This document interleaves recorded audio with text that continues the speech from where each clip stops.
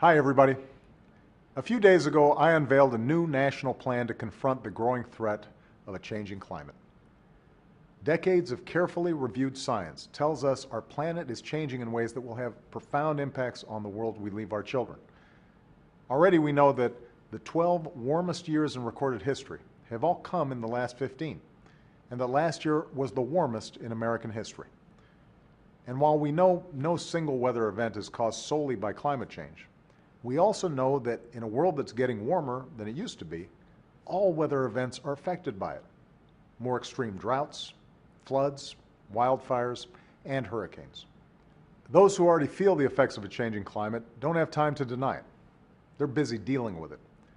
The firefighters who brave longer wildfire seasons, the farmers who see crops wilted one year and washed away the next, Western families worried about water that's drying up. The costs of these events can be measured in lost lives and livelihoods, lost homes and businesses, and hundreds of billions of dollars in emergency services and disaster relief. And Americans across the country are already paying the price of inaction in higher food costs, insurance premiums, and the tab for rebuilding. So the question is not whether we need to act. The question is whether we will have the courage to act before it's too late.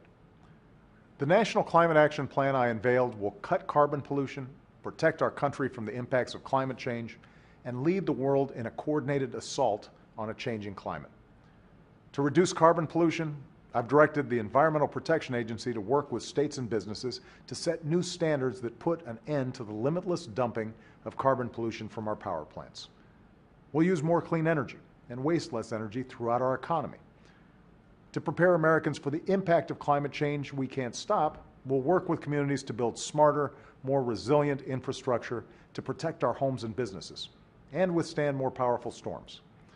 And America will lead global efforts to combat the threat of a changing climate by encouraging developing nations to transition to cleaner sources of energy and by engaging our international partners in this fight. For while we compete for business, we also share a planet, and we must all shoulder the responsibility for its future together. This is the fight America can and will lead in the 21st century, but it'll require all of us as citizens to do our part. We will need scientists to design new fuels and farmers to grow them. We'll need engineers to devise new technologies and businesses to make and sell them. We'll need workers to man assembly lines that hum with high-tech, zero-carbon components, and builders to hammer into place the foundations for a new, clean energy age. We'll need to give special care to people and communities unsettled by this transition. And those of us in positions of responsibility will need to be less concerned with the judgment of special interests and well-connected donors, and more concerned with the judgment of our children. If you agree with me, I need you to act. Educate your classmates and colleagues, your family and friends. Speak up in your communities.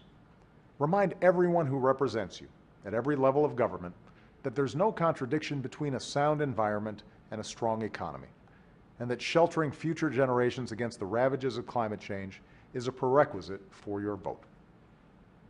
We will be judged as a people, as a society, and as a country on where we go from here. The plan I've put forward to reduce carbon pollution and protect our country from the effects of climate change is the path we need to take. And if we remember what's at stake, the world we leave to our children, I'm convinced that this is a challenge that we will meet. Thanks, and have a great weekend.